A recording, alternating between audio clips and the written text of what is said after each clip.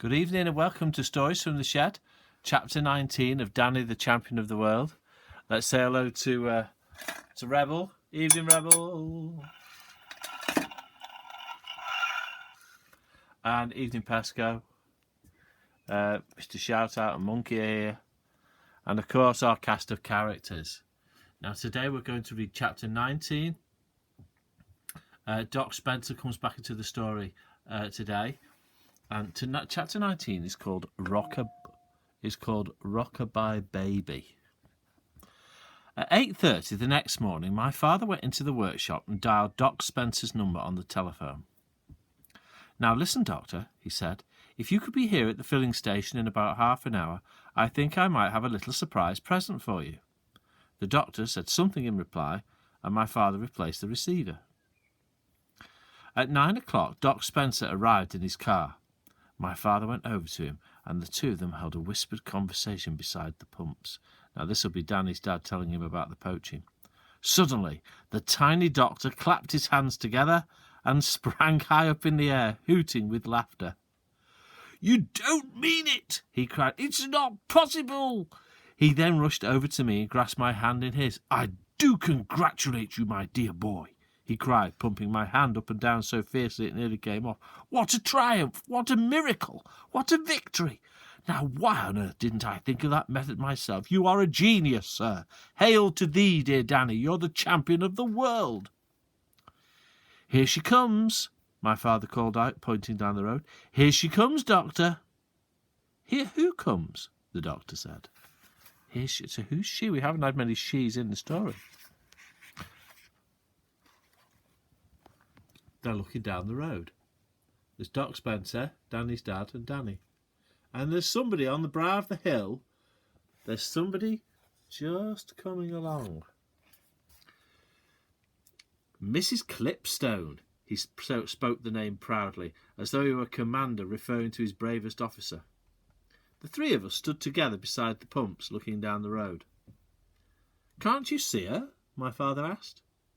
Far away in the distance, I could just make out a small figure advancing towards us. "What's she pushing, Dad?" My father gave me a sly look. "There's only one way of delivering pheasants safely," he said, "and that is under a baby. Isn't that right, Doctor?" "Under a baby?" Doc Spencer said. "Of course, in a pram with the baby on top." "Fantastic," the doctor said. "My old dad thought that one up many years ago," my father said, "and it's never been known to fail yet." "It's brilliant," Doc Spencer said. "Only a brilliant mind could think of a thing like that." "He was a brilliant man," my father said. "Can you see her now, Doctor? Then that'll be young Christopher Clipstone sitting up in the pram. He's 1.5, a lovely child." "I birthed him," Doc Spencer said.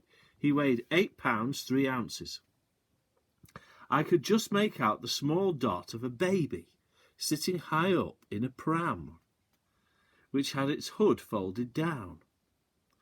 There's more than 100 pheasants sitting under that baby," my father said happily. "Just imagine it." "You can't put 100 pheasants in a child's pram," Doc Spencer said. "Don't be ridiculous." "Oh, you can if it's been specially made for the job," my father said. "This pram is built extra long and extra wide, and it's got an extra deep well underneath. Listen, you could push a cow around in there if you wanted to, let alone 100 pheasants and a baby." "Did you make it yourself, Dad?" I asked. "More or less, Danny. Do you remember when I walked you to school and then went off to buy the raisins?" "The day before yesterday," I said. "Yes. And after that, I went straight on to the vicarage and converted their pram into this special extra-large poacher's model." There he is. There's Danny's dad. And he's fixing up the pram.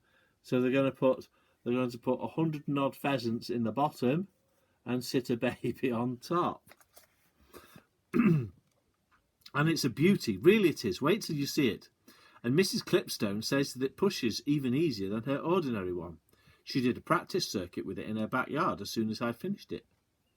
Fantastic, the doctor said again. Absolutely fantastic.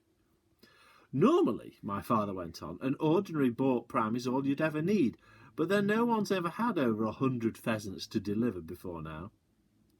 Where does the baby sit? The doctor asked. On top, of course, my father said.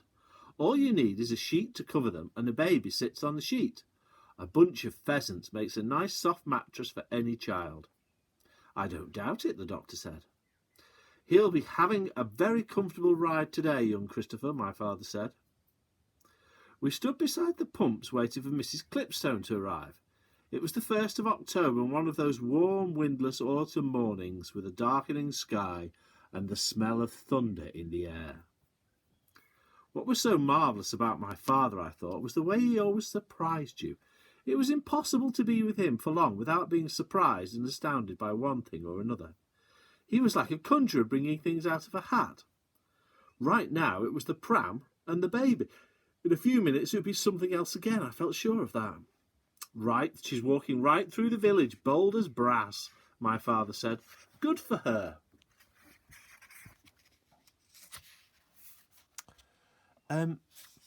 She seems to be in an awful hurry, Dad, I said. She's sort of half running. Don't you think she's sort of half running, Dr. Spencer? I imagine she's just a bit anxious to unload her cargo, the doctor said. My father squinted down the road at the approaching figure. She does appear to be going a bit quick, doesn't she? He said carefully. She's going very quick, I said. There was a pause. My father was beginning to stare hard at the lady in the distance. Perhaps she doesn't want to be caught in the rain, he said. I'll bet that's exactly what it is. She thinks it's going to rain and she doesn't want the baby to get wet. Yeah, but if she didn't want the baby to get wet, the hood would be up, Dad. He didn't answer this. She's running, Doc Spencer cried. Look! It was true. Mrs. Clipstone had suddenly broken into a full sprint. My father stood very still, staring at her, and in the silence that followed, I fancied I could hear a baby screaming. What's up, Dad?